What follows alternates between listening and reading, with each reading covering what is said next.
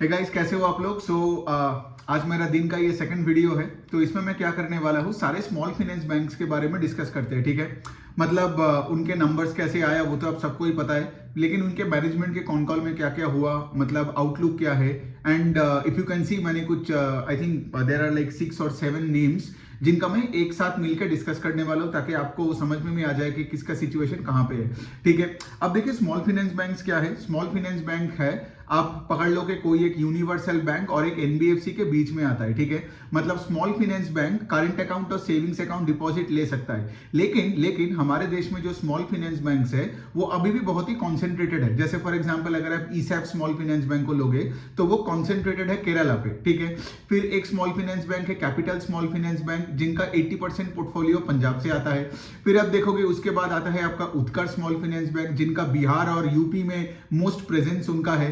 ठीक है, तो बेसिकली मैं ये बोलने का कोशिश कर रहा हूं, ये लोग स्मॉल फाइनेंस बैंक होने का एक और रीजन ये है कि ये लोग डाइवर्सिफाइड पैन इंडिया प्रेजेंस इनका नहीं है, like HDFC, SBI, ICICI, so on and so fourth. ठीक है, तो ये हो गया स्मॉल फाइनेंस बैंक का कहानी। अब दूसरे साइड में ये है कि small finance banks are like, मतलब if I can say they are closer to the NBFC side then the universal bank side, because universal banks में आप देखे होंगे कि वो लोग हर प्रोडक्ट कैटेगरी में है। ठीक है, लेकिन स्मॉल फाइनेंस बैंक में you will hardly see anybody giving you personal loan, credit card and all those things. ठीक है, स्मॉल फाइनेंस बैंक में भी most of the small finance bank, मतलब यहाँ पे जो मैं कुछ 7-8 नाम डिस्कस कर रहा हूँ, एक नाम को छोड़ के, that name is capital small finance bank, उसको छोड़ के बाकी सारे स्मॉल फाइनेंस बैंक का a big chunk of their portfolio is in micro finance. ठीक है, जैसे उज्जीवन का तो 60-65% माइक्रो फाइनेंस में है।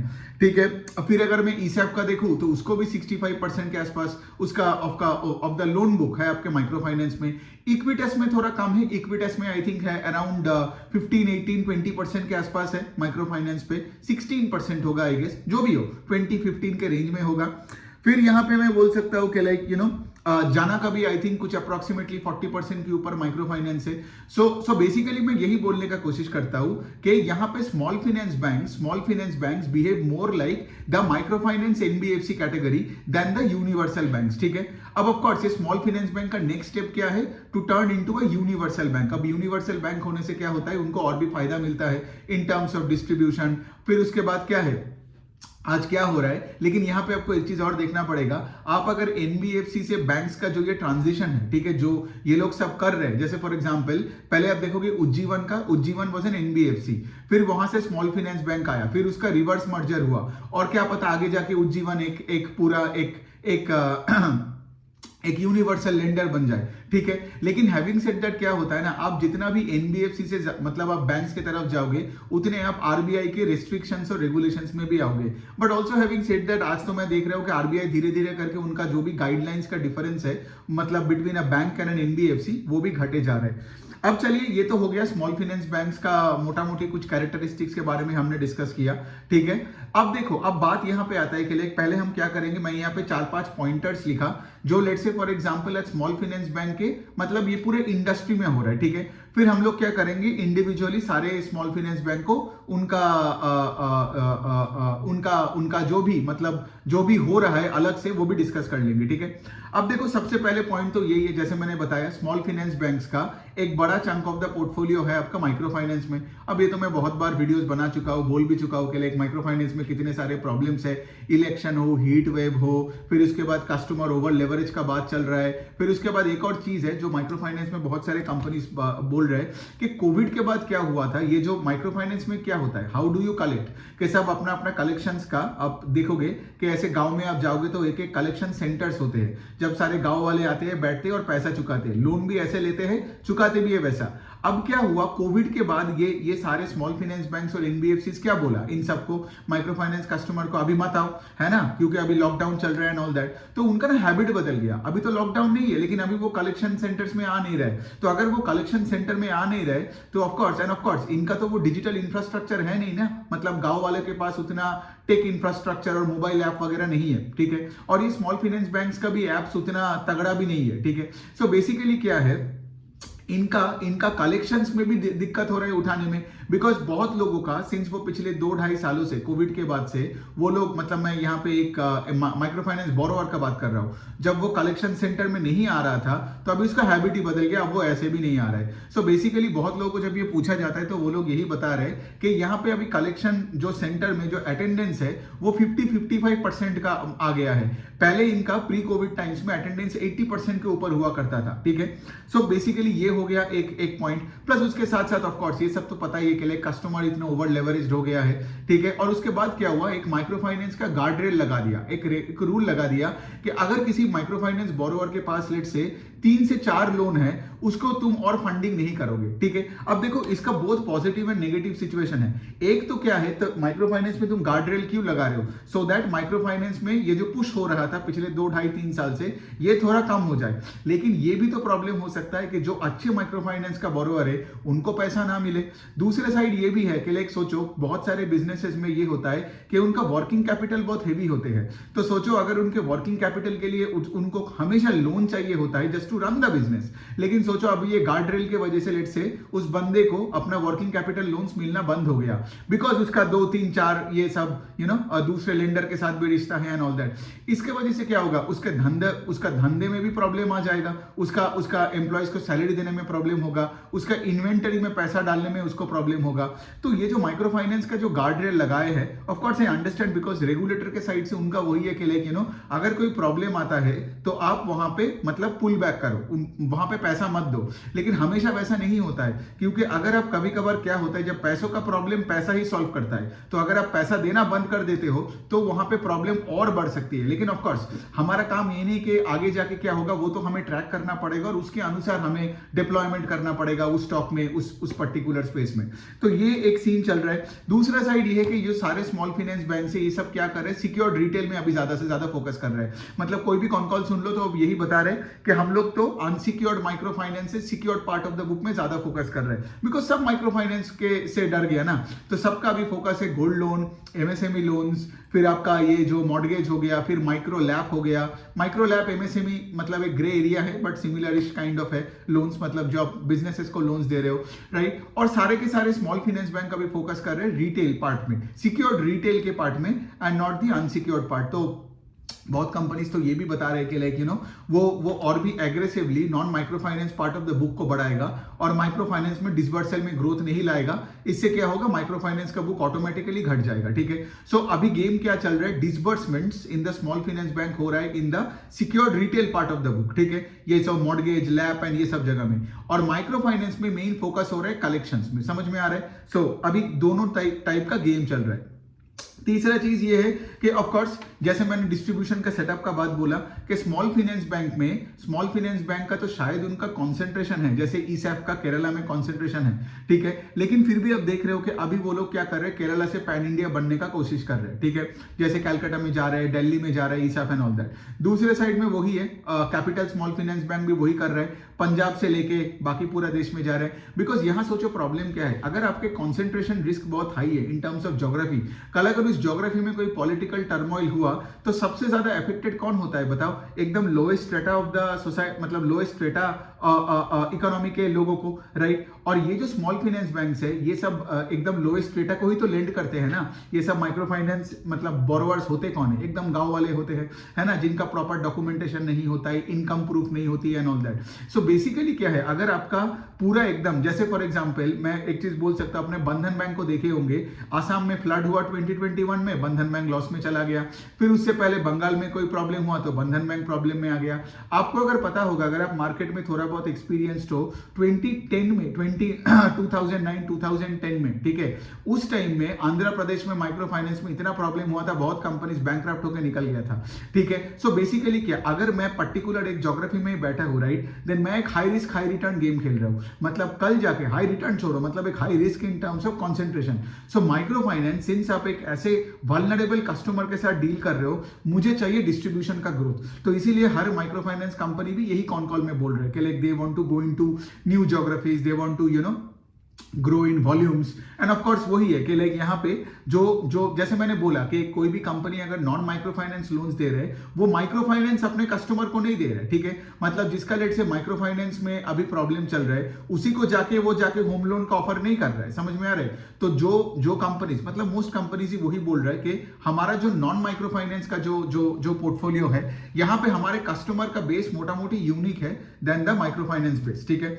तो ये हो गया। फिर उसके बाद ऑफ कोर्स देखो जब इतने सारे प्रॉब्लम्स है और सारे फाइनेंशियल्स क्या होता है, लेवरेज बिजनेस होता है, ठीक है। तो अगर आप इक्विटस का भी देखोगे micro finance is only 16% of the book, 16। एक साल पहले 22% था। और अगर आप उज्जीवन देखोगे वो है 75% of the 75% of the book is microfinance, both joint lending as well as individual lending. तो अभी देखोगे दोनों का स्टॉक गिर गया। दोनों का स्टॉक इसीलिए गिरा, बोलोगे इक्विटस का तो सिर्फ 16% था। द डिफरेंस इज कि financials are highly leverage business, ठीक है। इनका डेट टू इक्विटी हमेशा 4 गुना, 5 गुना, 6 गुना होता है। So the point I am actually trying to say is even if 5% of the book to 10% of the book, वहां पे अगर लेट से फॉर एग्जांपल आपका कलेक्शंस में प्रॉब्लम आ जाती है तो the entirety of your equity base can get fucked, समझ में आ रहा है। सो बेसिकली क्या है ना, ये सब लेवरेज्ड बिजनेस है। सो दैट इज व्हाई आप देखोगे इक्विटस का स्टॉक भी 120 से 50-60 पता नहीं आज कहां पे पड़ा है, even though the micro finance part of the book is struggling. और इक्विटस का दूसरा जो पार्ट ऑफ द बुक है which is 84-85% of the book which is the secured retail part of the book, उसमें उतना प्रॉब्लम नहीं है। लेकिन वही वाला पॉइंट है ना कि यहां पे आप हाईली लेवरेज बिजनेस है तो वहां पे अगर 16% जैसे IDFC first bank is another good example, उनका माइक्रो फाइनेंस तो is like around 6-7% of the book, लेकिन वो बुक में प्रॉब्लम आने की वजह से because of the Chennai flood and all that अब देखोगे पूरे आईडीएफसी फर्स्ट का प्रॉफिट आफ्टर टैक्स फेल 75%। समझ में आ रहा है मैं क्या बोल रहा हूं?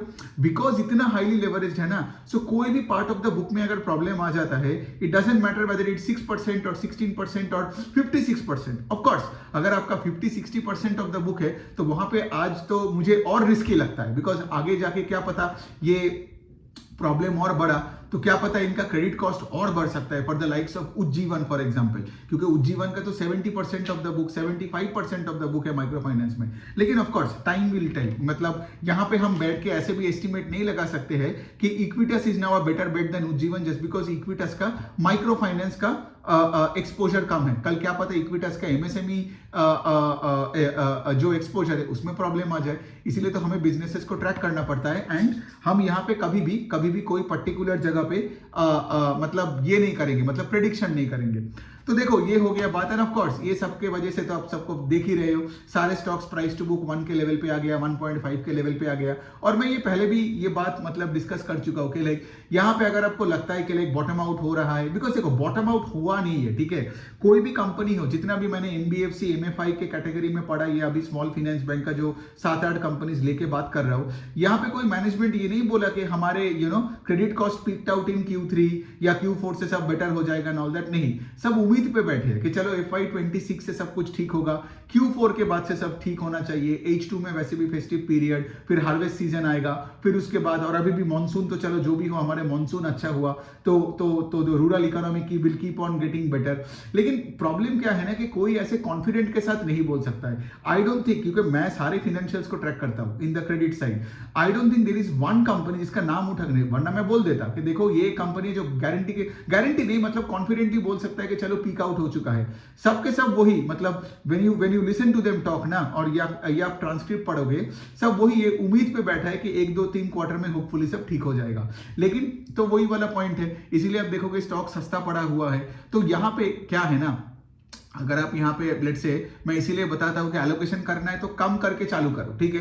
बिकॉज अगर आपने ज्यादा डाल दिया तो रिस्क क्या है कि आप फंस सकते हो ना, you can get stuck in that stock for a long period of time because problem से हम निकले नहीं। Also on the other hand अगर आपने थोड़ा सा एलोकेशन से चालू भी किया तो प्रॉब्लम नहीं है, बिकॉज आगे जाके आप 6 महीने भी स्टॉक नहीं चलेगा तो आपको फर्क नहीं पड़ेगा ना, बिकॉज आपका एलोकेशन कम है बट आप गेम में घुस गए वापस, ठीक है। तो इस तरीके से मैं बताता हूँ, और मेरा हमेशा है कि लाइक पूरा जोड़ना या काटना नहीं है, मेरा है कि लाइक कितना जोड़ना है कितना काटना है वैसे करके सोचो, unless and until there is some grave problem, ठीक है। मतलब कोई फ्रॉड निकल के आया एंड ऑल दैट, तब तो मैं पूरा स्टॉक काट के निकल जाता हूं, या फिर मुझे बहुत अच्छा एक मौका मिलता है तो मैं चालू करता हूं हायर एलोकेशन से, वरना मैं हमेशा छोटा चालू करता हूं and I grow with the business, ठीक है। तो इससे क्या होता है ना, एंग्जाइटी भी नहीं बढ़ती है और मेरे कैपिटल एलोकेशन स्किल भी गलत नहीं होता है। सो ये हो गया बात। अब चलो हम थोड़ा थोड़ा करके थोड़ा इनसाइट्स के बारे में बात करते हैं, एक एक करके करते हैं। ईसेफ के बारे में पहले चालू करते हैं। ईसेफ का जैसे for example large part of the book in micro finance, मतलब 60-65%। और ईसेफ का मैं बता सकता हूं, उनका gross NPA in the micro finance book has cross 10%, last year was 3%। ठीक है, तो बहुत प्रॉब्लम्स है, लॉस में भी है इस कंपनी। तो अब वही है, मैनेजमेंट का वही कहना है ईसेफ का कि Q2 ऑफ नेक्स्ट फिस्कल से शायद बेटर हो। तो ईसेफ का मैनेजमेंट ये बोल रहा है कि अगले 3 क्वार्टर भी ये प्रॉब्लम चल सकता है। ठीक है, तो ईसेफ का हालत भी बहुत वही है, स्टॉक भी वही बता रहा है। फिर अगर हम उज्जीवन का बात करें जिसका माइक्रो फाइनेंस 70%, तो उज्जीवन का तो मैनेजमेंट अभी फुल फ्लेजेड ये secured MSME, gold loan, car loan, इन सब में फोकस कर रहे हैं, home loan, loan against property में। ठीक है, इनको माइक्रो फाइनेंस से मतलब एकदम प्यार ही निकल गया। जबकि उज्जीवन का पूरा मतलब अगर आप उज्जीवन का पूरा हिस्ट्री ज्योग्राफी पढ़ोगे तो आप देखोगे कि वो माइक्रो फाइनेंस से ही वो चालू हुआ था। मिस्टर समित घोष का ये कंपनी था, अभी तो मिस्टर समित घोष मतलब कंपनी से निकल चुके हैं, लेकिन आप अगर उनके बारे में पढ़ोगे तो देखोगे तो जो उज्जीवन माइक्रो फाइनेंस से चालू हुआ, आज उज्जीवन माइक्रो फाइनेंस के बारे में बात ही नहीं करना चाहता है। बट ये तो ऑफ कोर्स रीजन है ही। तो ऑफ कोर्स वो भी वही कर रहे हैं, माइक्रो फाइनेंस का बुक को डिग्रो कर रहे हैं, एंड ऑफ कोर्स दूसरे साइड में अपने एमएसएमई बुक को ऊपर लेके जा रहे हैं। एंड बाय द वे ये ईसेफ हो, उज्जीवन हो, कोई भी कंपनी हो, ये लोग को क्या हो रहा है, सिंस इनका credit cost is going up, provision ज्यादा करना पड़ रहा है, तो नेट इनकम हिट हो रहा है बहुत। जैसे ईसेफ लॉस में है और भी 1-2 कंपनीज लॉस में है, और जो प्रॉफिट्स में भी है उनका प्रॉफिट्स का डिग्रोथ हुआ। मतलब क्या, आरओवी नीचे के तरफ, हर रिटर्न रेशियो नीचे के तरफ, आरओवी नीचे के तरफ, आरओवी नीचे के तरफ। तो ऑफ कोर्स मैंने आप सबको क्या सिखाया कि अगर बर्ड्स आई व्यू लेके आप देख रहे हो कि किसी का आरओवी नीचे की तरफ जा रहा है, मतलब from an overall perspective things are not great with that business. और ये सारे स्मॉल फाइनेंस बैंक्स का वही सीन है। एक एक्सेप्शन है, मैं वो लास्ट में बताऊंगा। सो ये हो गया आपका उज्जीवन का। एंड ऑफ कोर्स वही वाला पॉइंट है, उज्जीवन ये भी बता रहा है कि वो ज्यादा कुछ ब्रांचेस वगैरह नहीं खोलेगा for the rest of FY25। अब देखो, अगर आपका प्रॉब्लम्स है तभी आप ब्रांचेस नहीं खोलोगे ना, तब आप क्या करोगे, कलेक्शंस पे फोकस करोगे। एक्सपेंशन पे वही फोकस करता है जिसका घर का सिचुएशन बहुत अच्छा है, लेकिन आपका घर का सिचुएशन खराब हो रहा है, the last thing you would want is growth. इसीलिए तो मैं हमेशा बताता हूं कि ग्रोथ रेट को ट्रैक करो, क्योंकि किसी का ग्रोथ रेट अगर घट जाता है, गाड़ी का स्पीड घट जाता है, तब भी वहां से प्रॉब्लम चालू हो सकता है, right. So that's the first indication of trouble if any. तो ये हो गया। इक्विटस का तो मैंने जैसे बोला कि लाइक इनका वही है, इनका माइक्रो लैप और स्मॉल बिजनेस पे अभी पूरा यहाँ पे फोकस है।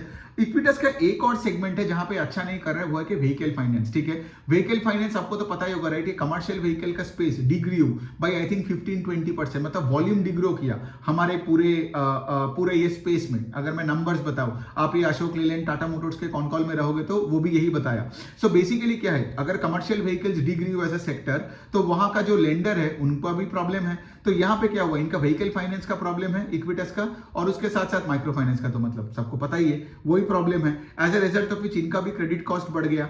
और यहाँ पे इक्विटस का अगर और मैं आपको बताऊं, इक्विटस ने तो गाइडेंस देना ही छोड़ दिया। ठीक है, जो पहले 25-30% का ग्रोथ का गाइडेंस देता था, आरओई का गाइडेंस देता था, इस बार बोल दिया क्लियरली कॉन कॉल में। और इक्विटस का मैनेजमेंट अच्छा भी है, ऑनेस्ट भी है, तो उन्होंने बताया कि सिचुएशन इतना मर्की हो गया है कि हम अगर गाइडेंस दे तो कोई सेंस नहीं बनता है। ठीक है, और यहाँ पे वही वाला बात में उन्होंने फोकस किया कि P&L हैम्पर्ड हो रहा है because of high credit cost. ठीक है, एंड ऑफ कोर्स आगे जाके ये लोग क्या कोशिश कर रहे हैं, इक्विटस अपने माइक्रो फाइनेंस का जो बुक है आज भी 16% है, ये आगे जाके कोशिश कर रहे हैं इसको 10% के नीचे लाए, और बाकी का जो 10% होगा ना, वो होगा आपका पर्सनल लोन से। तो ये जो पर्सनल लोन, आई थिंक ये लोग क्रेडिट कार्ड में भी जाने का बात कर रहा है, मतलब आई डोंट नो, एक बार आप देख सकते हो, पर्सनल लोन, क्रेडिट कार्ड और माइक्रो फाइनेंस, ये जो 3 अनसिक्योर्ड पार्ट है, this will be 20% of the book. और मैनेजमेंट का कहना है इक्विटस का कि 20 के ऊपर हम इसको लेके नहीं जाएंगे, तीनों को घुमाते रहेंगे 20 के बीच में। ठीक है, और बाकी का जो 80% होगा वो होगा आपका secured retail and MSME.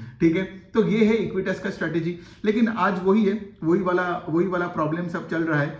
So micro finance के वजह से इक्विटस का भी नंबर्स अच्छे नहीं आया। ठीक है, फिर हम बात करते हैं उत्कर्ष, जो कि ये बिहार और यूपी बेस्ड है। इनका तो 65-70% of the book micro finance में है, बाकी आपका सिक्योर्ड रिटेल में है। अब यहाँ पे देखो, यहाँ पे भी वही है, सेम स्टोरी है। एमएसएमई अच्छा कर रहे हैं, इनका अफोर्डेबल हाउसिंग में बहुत फोकस है, लेकिन माइक्रो फाइनेंस अच्छा नहीं कर रहे। फिर उसके बाद इन्होंने क्या किया, पहले इनका लोन बुक का ग्रोथ का गाइडेंस था FY25/24 में 30%, लेकिन अभी वो क्या बोल रहे हैं कि 18-20% के ऊपर ग्रो नहीं कर पाएगा। एक्चुअली मुझे ये भी बहुत ज्यादा लगा, ठीक है, कि अगर आप 20% से ग्रो कर रहे हो हो, जबकि आपका 60% of the book is micro finance, 20% भी करोगे तो बहुत बढ़िया है, ठीक है। लेकिन वही है, गाइडेंस घटाता है। आप सबको पता ही है कि कोई अगर गाइडेंस घटाता है, that is the same as guidance घटाया मतलब गाड़ी का स्पीड आगे जाके और घटने वाला है। Got it. तो ये हमेशा स्टॉक के लिए अच्छा नहीं है। उत्कर्ष का स्टॉक भी देखो पैसा बनाता नहीं है अभी।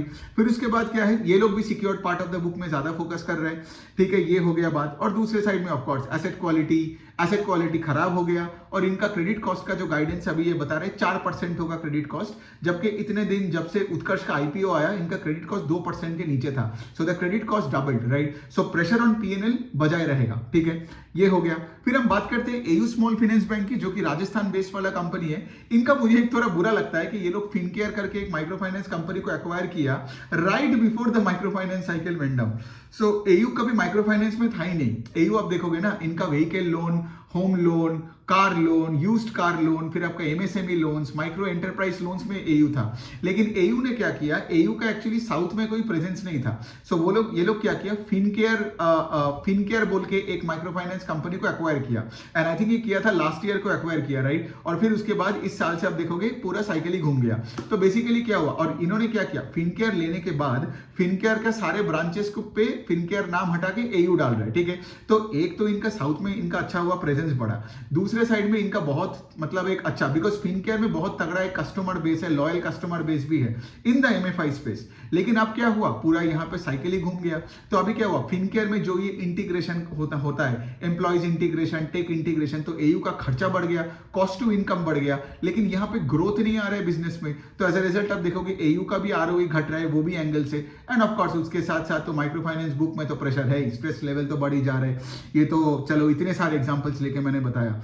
अब देखो यहाँ पे पॉइंट वही है, एयू का वही कहना है कि Fincare will be around 7 to 10% of the book. तो एयू भी वही बता रहा है जो इक्विटस बता रहा है, जैसे कि हम लोग सिंगल डिजिट में रखेंगे माइक्रो फाइनेंस को गोइंग फॉरवर्ड, ठीक है। और ये तो होता ही है ना, क्योंकि हर प्रॉब्लम के सिचुएशन में लोग कुछ भी हो जाए तो वो माइक्रो फाइनेंस के बुक को घटाने का ही बात करता है, ठीक है। अभी अगर कोई माइक्रो फाइनेंस बुक को बढ़ाने का बात करता है तो भाई मैं तो बोलता कि वो पगला है, ठीक है। सो ये हो गया बात। वैसे एयू का नंबर्स उतना बुरा नहीं है इन अ वे के, लाइक एयू का ऑल्दो ये सिनर्जी हो चुका है with Fincare and all that, फिर भी एयू का जो गाइडेंस है, आई थिंक एयू का गाइडेंस है to grow the book at 25%। मतलब AU is probably one company in the small finance bank के दुनिया जो अभी भी 25% का गाइडेंस पे चल रहा है इन FY25 over 24 in terms of loan book का ग्रोथ। और जैसे बाकी जैसे बता रहे, इक्विटस ने गाइडेंस देना बंद कर दिया, उत्कर्ष अभी 20% बोल रहा है, उज्जीवन भी आई थिंक गाइडेंस देना बंद कर दिया। सो ये हो गया बात, ठीक है। वरना एयू का कुछ बुरा नहीं है, बट हैविंग सेड दैट अगर क्रेडिट कॉस्ट बढ़ा, आरओवी नीचे की तरफ, अगर even if it inches down, वो स्टॉक पैसा नहीं बनाएगा, ठीक है। और एयू का एक और चीज है ना, बिकॉज इतना खर्चा हो गया एयू का, बिकॉज खुद भी अपने एयू को स्केल कर रहा है, फिर फिनकेयर ले लिया, तो एयू का आरओई पिछले 3 साल से आप देखोगे वही बिटवीन 16 and 13% के रेंज में घूमता रहता है। तो अगर आरओई नहीं बढ़ता है ना, और क्या होता है ना, आरओई नहीं बढ़ता है और आरओई नीचे की तरफ धीरे धीरे आता है, तो स्टॉक में बहुत प्रेशर बनता है। सो वही है। अभी हम बात करते हैं जाना स्मॉल फाइनेंस बैंक की।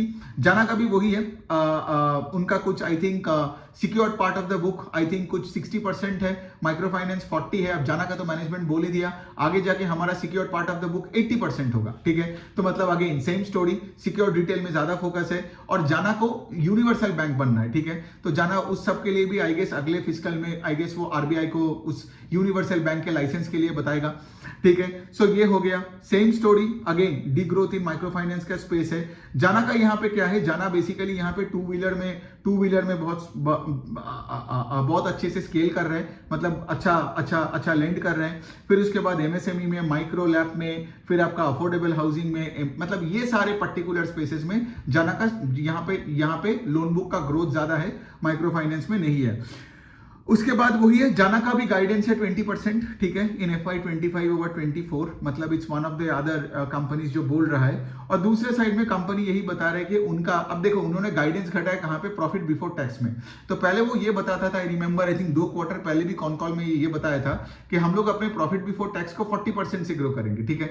लेकिन अभी वो कॉन कॉल में बता रहे हैं कि बिकॉज क्रेडिट कॉस्ट जो भी हो, थोड़ा बहुत तो बढ़ेगा ही ना, तो क्रेडिट कॉस्ट जो बढ़ रहा है, तो क्रेडिट कॉस्ट बढ़ने से क्या होता है, आपका प्रॉफिटेबिलिटी इफेक्ट होता है। तो उससे क्या होगा, आपका यहाँ पे अभी जाना बोल रहा है कि आगे जाके हमारा प्रॉफिट बिफोर टैक्स 40 के जगह 30% के आसपास हम ग्रो करें तो बहुत ज्यादा है, ठीक है। सो और बाय द वे, अगर आपको ये सारे टर्म समझनी है क्लैरिटी के साथ तो मेरा वो फाइनेंशियल वर्कशॉप ले लो, मैं वो डिस्क्रिप्शन में डाल दूंगा, उसका रिकॉर्डिंग ले लो। उसका रिकॉर्डिंग है 16-17 घंटे को बैठ के आपको देखना है, और मैं बता रहा हूँ आपको कोई बैकग्राउंड नहीं चाहिए, वो देखने के बाद अब कोई भी फाइनेंशियल कंपनी हो, लेंडिंग हो, नॉन लेंडिंग हो, माइक्रो फाइनेंस, एनबीएफसी, बैंक्स, कुछ भी हो, ठीक है, आप उसको एनालाइज कर पाओगे विथ ईज, ठीक है। तो इसीलिए मैं बताता हूं, अगर आपको मेरे जैसा एनालिसिस करनी है, मेरे जैसा हजारों कंपनीज को ट्रैक करना है इन द फाइनेंशियल स्पेस, तो और ऑफ कोर्स अगर आप ट्रैक कर पाओगे तो आपको अच्छा और बुरे में डिफरेंस समझ में आएगा। तो इसलिए मैं बताता हूं कि वो वाला वर्कशॉप ले लो, वेबसाइट में ही है एकदम, जब भी आप पे करोगे इमीडिएटली वो वीडियोस चालू हो जाएगा और आपका 1 साल का पूरा रिकॉर्डिंग का एक्सेस भी रहेगा। So anyways we coming back to this, तो ये हो गया आपका जाना का, ठीक है। गोल्ड लोन में सब तो फोकस वगैरह कर रहे हैं। सूर्योदय का भी अच्छा है, सूर्योदय अच्छी कंपनी। सूर्योदय ने एक्चुअली क्या किया ना, सूर्योदय बेसिकली इसको बोलते हैं इंश्योरेंस लेना, ठीक है। तो सोचो अगर आप एक लेंडर हो, आपने कहीं पे लोन दिया हो, you can gate insured against that book. तो इससे क्या होता है ना, आपको इंश्योरेंस प्रीमियम भरना पड़ता है, मतलब that is a pressure on cost. But सूर्योदय का एडवांटेज ये हुआ कि आज उनका जो ग्रॉस एनपीए है ना, जितना भी ग्रॉस एनपीए का टोटल अमाउंट बना, उसका कुछ approximately 70% of that gross NPA का अमाउंट इज इंश्योर्ड, जो सूर्योदय को अगले साल मिल जाएगा। समझ में आ रहा है? बहुत ऐसे कंपनीज है, मुझे लगता है और भी ज्यादा से ज्यादा कंपनीज को ना एटलीस्ट अपने माइक्रो फाइनेंस बुक को तो करना ही चाहिए इंश्योर्ड। लेकिन प्रॉब्लम क्या आती है ना, मैं बता रहा हूं कि अच्छे दिनों में सबको लगता है कि क्यों इंश्योरेंस लूं, अच्छे दिन में तो सब ऐसे डिसबर्स कर रहे हैं, राइट? बिकॉज अब इंश्योरेंस करवाओगे तो that will put a pressure on your income statement ना, तो आपका आरओई नहीं बढ़ेगा, शेयर होल्डर आके गाली गलौज करेगा। लेकिन बुरे दिन में क्या है, बुरे दिन में वही इंश्योरेंस आपको बचाता है, ठीक है। जैसे सूर्योदय का मैंने बताया 70% ऑफ द टोटल जीएमपीए अमाउंट, ठीक है, in the micro finance book is already insured. ये कुछ है CGFMU करके, ठीक है, जहां पे आप इंश्योरेंस के लिए आप प्रीमियम भरते हो, एंड ऑफ कोर्स ये पेमेंट आपको मिल जाएगा, लेकिन पेमेंट मिलने में एक टाइम है, एक लैग है। सो बेसिकली क्या है, इनका क्रेडिट कॉस्ट आज देख के लग रहा है कि बढ़ रहा है, लेकिन कंपनी का वही कहना है कि लेकिन आगे जाके हमें ये पैसा मिल जाएगा, ठीक है। सो कंपनी ने ये भी बताया कि they will get back the money by early FY26, मतलब नेक्स्ट फिस्कल में सूर्योदय को मिल जाएगा। और सिंस ये मिल जाएगा, सूर्योदय भी उतना हाई रेट से भी उनको प्रोविजन नहीं करना पड़ा। जैसे मैं एक एग्जांपल दे रहा हूं, सूर्योदय का अभी भी सूर्योदय का profit after tax fail only 10%, मतलब क्या पैड ज्यादा नहीं गिरा, बिकॉज वो लोग प्रीमियम भर रहे हैं ना, उनको पता है ये पैसा मिल जाएगा, तो उतना ज्यादा प्रोविजन नहीं किया। किनको ज्यादा प्रोविजन करना पड़ेगा, जिनका बुक एकदम नंगा है मतलब नेकेड है, मतलब वो इंश्योर्ड नहीं है, अब उनको कलेक्ट करना पड़ेगा, बवाल करना पड़ेगा, दिस करना पड़ेगा, वो करना पड़ेगा, ठीक है। लेकिन सूर्योदय थोड़ा सा ज्यादा चिल लगता है among the small finance bank, and that is like this business more than the other businesses right now, because एक तो तुम्हारा पूरा इंश्योरेंस एकदम पूरा सेट है, ठीक है। दूसरे साइड में सूर्योदय का अभी भी तुम देख रहे हो कि मैनेजमेंट बता रहे हैं कि बिकॉज ऑफ दिस इंश्योरेंस वाला थिंग, इससे कॉन्फिडेंस आती है कि पैसा आ जाएगा, और फिर भी सूर्योदय का कलेक्शन एफिशिएंसी उतना नहीं घटा। मतलब सूर्योदय का कलेक्शन एफिशिएंसी Q2 में 98% है ओवरऑल बुक में, जबकि पिछले क्वार्टर में अराउंड 99% था। सो एक तो वो इंश्योर्ड है, और दूसरी तरफ सूर्योदय का कलेक्शन एफिशिएंसी भी ऐसा नहीं है, मतलब वो फ्यूजन माइक्रो फाइनेंस तरह नहीं हुआ कि 92% में आ गया। तो सूर्योदय अच्छा कर भी रहा है, ठीक है, परफॉर्म भी बेटर कर रहा है, और वो इंश्योर्ड भी है। और मैनेजमेंट ने गाइडेंस भी दिया है कि अपना आरओई का नंबर 15% के आसपास रखेगा इन FY25 ओवर FY24, सॉरी मतलब 15% रहेगा। कंपेयर क्यों कर रहा हूं मैं, ठीक है। ऑफ कोर्स FY24 का ROE was higher than this, but having said that कितने सारे कंपनीज है जो ये पर्टिकुलर स्पेस में रह के आपको बोल सकता है कि हमारा आरओई 15-16% रहेगा। तो सूर्योदय का ये देख के मुझे अच्छा लगता है। हाँ, तो फिर ये हो गया। और मैनेजमेंट ने ये भी बताया कि उनका क्रेडिट कॉस्ट 2% के ऊपर नहीं होगा। जैसे आपने देखा होगा, बाकी कोई एक कंपनी था ना जिसने बताया था कि हमारे क्रेडिट कॉस्ट 2% से 4% हो जाएगा। आई गेस वो कौन था मैं भूल गया तो जो भी था, एक दूसरा कंपनी था ना जो मैं पहले बताया, जिसका क्रेडिट कॉस्ट 2 से 4% हो गया। लेकिन सूर्योदय यही बता रहा है कि हमारे 2% के आसपास ही रहेगा। सो यहाँ पे आप एक चीज ऑब्जर्व कर रहे हो कि सूर्योदय is just handling things much better than the other small finance banks here, ठीक है। तो ये मुझे अच्छा लगता है, ठीक है, अबाउट सूर्योदय। और दूसरे साइड में देखो और मतलब और तो कुछ है नहीं, इनका customer base is growing at 30% से, और ऑफ कोर्स इनका भी जो सूर्योदय का है उनका जैसे फॉर एग्जांपल एक विकास लोन है, तो सूर्योदय का Vikas loan is the individual micro finance loans. तो बेसिकली माइक्रो फाइनेंस का दो डिवीजन होता है, एक होता है जॉइंट लेंडिंग ग्रुप, सबको कलेक्शन सेंटर में लाके एक साथ थोड़ा थोड़ा करके पैसा देता है, और दूसरा है कि the graduating customer from that group, जिसको आप late say for example MSME loans या माइक्रो लैप लोन्स दे सकते हो, या सूर्योदय इसको बोलते हैं आपका विकास लोन्स। तो सूर्योदय का कहना है कि Vikas loans are graduating micro finance customers, हमारा जो सालों से हमारे साथ अच्छा रिलेशनशिप में रखा है, तो वो विकास लोन्स पे ज्यादा फोकस कर रहे हैं जॉइंट लेंडिंग ग्रुप से ज्यादा, ठीक है। सो ये एक पॉइंट है। लेकिन ऑल्सो हैविंग सेड दैट इनका portfolio at risk in the 30+ का जो बकेट है that has gone up to 6.3% versus 4.8% last year same fiscal में। आई गेस अगेन मैं वही बता रहा हूँ, मेरा वर्कशॉप ले लो, बिकॉज ये छोटे छोटे वीडियोस में ना मैं हर टर्म का डेफिनेशन समझाते रहूँ तो भाई तब तो यही एक वर्कशॉप बन जाएगा। तो इसलिए मैं चाहता हूँ वो वर्कशॉप देख लो, तो आगे मेरे वीडियोस देखना, एनालिसिस करना, ये सब आपके लिए बहुत आसान हो जाएगा। सो एनी विच वे, तो ये हो गया सूर्योदय का। लास्ट एक स्मॉल फाइनेंस बैंक है, वो है उसका नाम है कैपिटल स्मॉल फाइनेंस बैंक, जिसमें माइक्रो फाइनेंस डिवीजन नहीं है, ठीक है, इसीलिए इनका एसेट क्वालिटी अच्छा है। तो कैपिटल स्मॉल फाइनेंस बैंक एक 80% उनका बुक जो है वो पंजाब में है, ठीक है। इनका एग्री का बुक इज वेरी स्ट्रॉन्ग, फिर उनका मॉर्गेज है, फिर आई थिंक उनका माइक्रो लैब भी है, ठीक है, फिर उसके बाद उनका और भी, और फिर वो कॉर्पोरेट में लोन्स देता है, ऑटो लोन्स देता है, पर्सनल लोन, गोल्ड लोन, ये सब जगह में देता है, ठीक है। लेकिन कंपनी का माइक्रो फाइनेंस डिवीजन नहीं है, इसीलिए इनका एसेट क्वालिटी भी इंप्रूव हुआ है on a YOY level in Q2। इनका GNPA NNPA देखोगे, और इनका बुक का भी ग्रोथ है 15%, जो कि थोड़ा मुझे डिसअपॉइंटिंग लगा, बिकॉज इनका पहले आई थिंक जब इनका IPO आया था, आई थिंक इनका मैनेजमेंट ने 20% ऊपर का ग्रोथ का बात किया था। बट देन अगेन मेरा डिसअपॉइंटमेंट से क्या फर्क पड़ता है, because at the end of the day I also understand doing business in this kind of scenario is so difficult. मतलब यहाँ पे आप अगर किसी का ग्रोथ के लिए पूछोगे, राइट, मतलब अगर यहाँ पे आगे इरेशनली पूछोगे लोगों से कि ग्रोथ रेट क्यों घट गया, देन फॉल्ट आपकी है। But also having said that आप देखोगे ये स्टॉक भी आधा के आसपास हो गया IPO के बाद से। वाई? बिकॉज वही ना, मार्केट देखो, मार्केट एकदम एक लॉजिकल बीस्ट है, ठीक है। मार्केट को ये सब चीजें समझ नहीं आता है कि प्रॉब्लम दूसरा हो रहा है तो बेचारा तुम भी थोड़ा कम ग्रो कर रहे हो, तुम्हारा पार पोर्टफोलियो एट रिस्क बढ़े जा रहे हैं, मार्केट वो स्टॉक को तो गिरा देगा। और इसका भी आप देखोगे, इसका स्टॉक भी आई गेस आधा के आसपास, अभी तो प्राइस टू बुक 1 के आसपास आ गया इसका। But the point I am actually trying to say is actually very simple है, ठीक है, कि इसका भी गाइडेंस घटा है, लेकिन इसका प्रॉब्लम्स नहीं है इन टर्म्स ऑफ से प्रॉफिटेबल अभी भी है इसका। आई थिंक इसका पैट 30% के ऊपर से भी ग्रो किया, राइट। एसेट क्वालिटी में प्रॉब्लम नहीं है, बिकॉज इसका माइक्रो फाइनेंस का डिवीजन नहीं है। सो ये हो गया बात। आगे जाके ऑफ कोर्स इनका भी वही है कि ये लोग पंजाब से अपने एक्सपोजर को थोड़ा थोड़ा कम करेगा, एंड नॉन पंजाब क्या मतलब दूसरे स्टेट्स पे ज्यादा फोकस कर रहे हैं, ठीक है।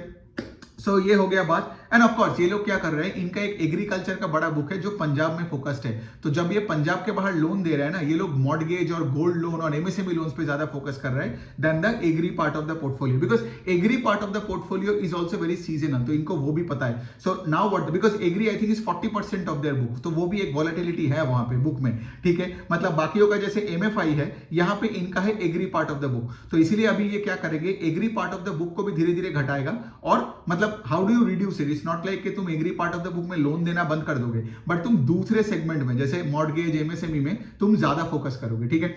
सो बस चलो यही हो गया, ये सारे स्मॉल फाइनेंस बैंक का एनालिसिस कर लिया, बिग पिक्चर लेवल पे सारे कंपनीज के लेवल पे 7-8 कंपनीज मैंने कवर कर दिया आप लोगों के लिए। तो आई होप आपको बहुत कुछ सीखने को मिला। मेरा वो फाइनेंशियल वर्कशॉप ले लेना, ठीक है, फिर आपके लिए एकदम मतलब पानी बन जाएगा ये सब चीजें। एक बार आप सीख लोगे ना, थोड़ा टाइम लगेगा, मतलब 15-16 घंटे लगेगा, लेकिन उसके बाद आपका ये पूरा स्किल सेट बन जाएगा फॉर लाइफ। इसलिए मैं वो वर्कशॉप लेने को आपको बोल रहा हूँ। एनीवेज पे चलो, thank you so much for listening.